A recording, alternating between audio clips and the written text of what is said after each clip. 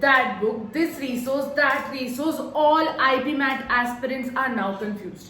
सारे मेंटर्स अपनी अपनी फेवरेट बुक्स बता देते हैं कि ये बुक्स यूज कर लो, वो बुक्स यूज कर लो, ऐसे बुक्स यूज कर लो, वैसे बुक्स यूज कर लो, यहाँ से प्रैक्टिस हो जाएगी, यहाँ से कॉन्सेप्ट क्लैरिटी मिल जाएगी। लेकिन डिसाइड करना कितना डिफिकल्ट है कि हम इनमें से किसकी बात माने।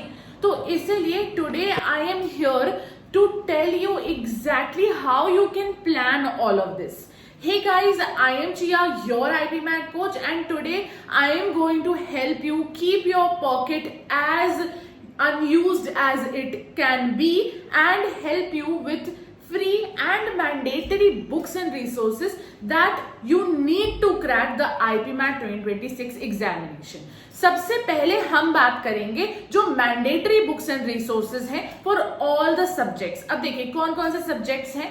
There is VARC, there is maths and there is logical reasoning. अब अगर आप क्वांटिटेटिव एप्टीट्यूड से स्टार्ट करेंगे तो क्वांटिटेटिव एप्टीट्यूड के लिए सबसे ज्यादा जो नेसेसरी है वो है आपके स्कूल की जो सिलेबस वाली NCERT होती थी, वो एक्सट्रीमली इंपॉर्टेंट है क्योंकि कॉन्सेप्ट क्लैरिटी NCERT से बेहतर आपको मिल नहीं सकती।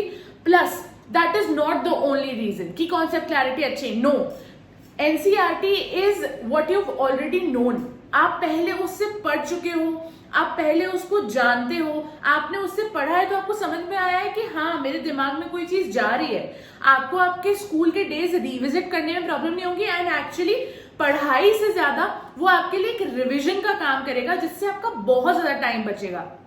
Because that's how human brains are. जब आप किसी चीज को रिविजिट करते हो तो आपके लिए ईजियर होता है ये समझना कि उस चीज में क्या लिखा हुआ है। वैसे ही जैसे रामायण के बहुत सारे अडेप्टेशंस किए जाते हैं, लेकिन आपको एक पर्टिकुलर रामायण का अडेप्टेशन बहुत ज्यादा अच्छा लगता है, और वहीं अगर मैं आपको इसी एग्जाम्पल समझाना चाहूं तो हर रामायण का अडेप्टेशन बहुत ही डिफरेंट होता है। इसलिए कोई भी डिफरेंट बुक में डाइवर्ट करने से बेहतर है कि आप NCERT से ही अपने बेसिक्स को क्लियर करिए।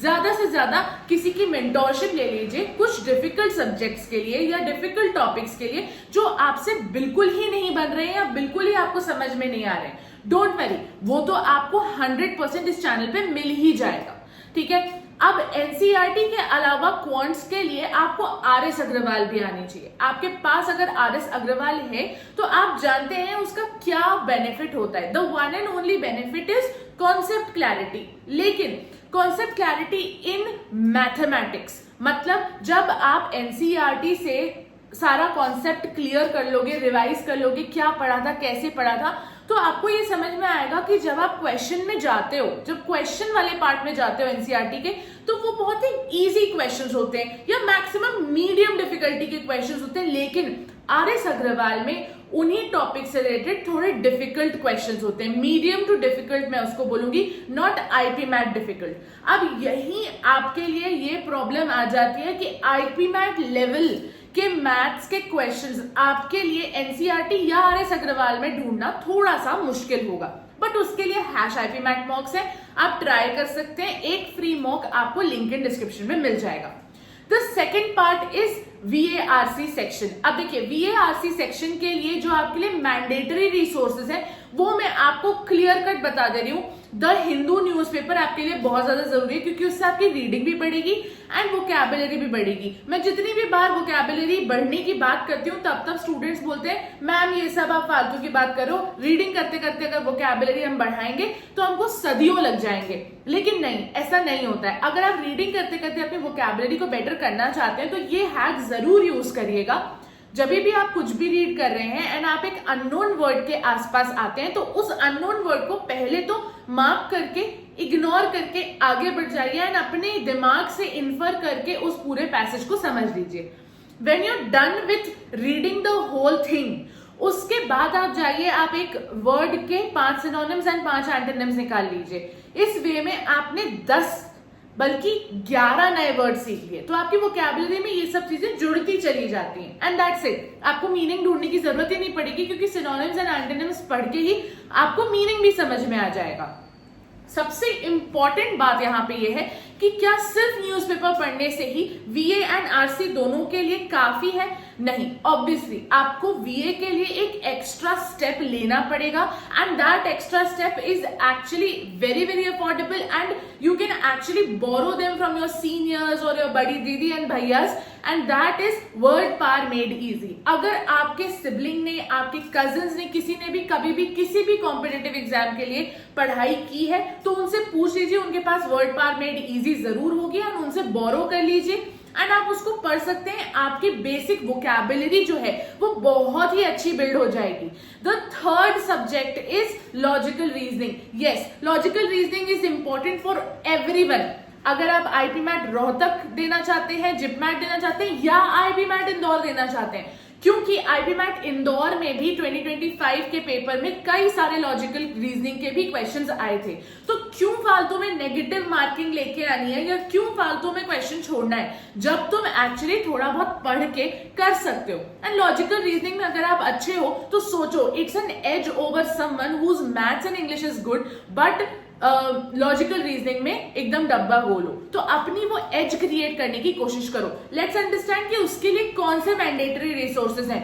देखो, इसमें मैं वापस से मेंटोर्स वाली ही बात कर रही हूँ, लेकिन ऑनेस्टली मुझे ऐसा लगता है एंड इवन मैंने आशुतोष सर जो कि हमारे डायरेक्टर हैं एंड जो डीएसबी बैच में जिन्होंने AIR 1 एंड AIR 7 को खुद पढ़ाया था एंड खुद उनके साथ बैठ के उन्होंने ये दोनों पॉडकास्ट किए थे, अगर आप चाहें तो आप इनको भी सुन सकते हैं। It is really very helpful for all the students that are actually preparing for IP MAT exam.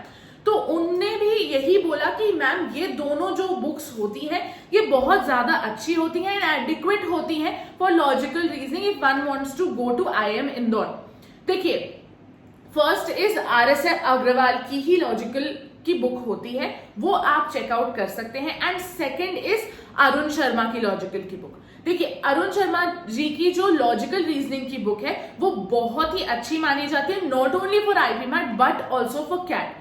And CAT and IP MAT का जो सिलेबस है वो बिल्कुल इंटरट्वाइंड है। इसकी वजह से अरुण शर्मा जी की जो कैट की लॉजिकल रीजनिंग की बुक है आपको वो जरूर फॉलो करना चाहिए, क्योंकि सिर्फ कॉन्सेप्चुअल क्लैरिटी ही नहीं, आपको प्रैक्टिस के लिए जो क्वेश्चन मिलेंगे वो बहुत डिफिकल्ट होते हैं, वो आईपी मैट लेवल डिफिकल्ट होते हैं। तो दैट इज वन थिंग जो बहुत ही अच्छी है। लेकिन अगर आपको कॉन्सेप्ट में कुछ भी प्रॉब्लम आती है इन अरुण शर्मा बुक, देन आप RS अग्रवाल की बुक को ट्राई कर सकते हैं, क्योंकि उसमें कॉन्सेप्ट क्लैरिटी के बेसिस पे बहुत अच्छी चीजें हैं।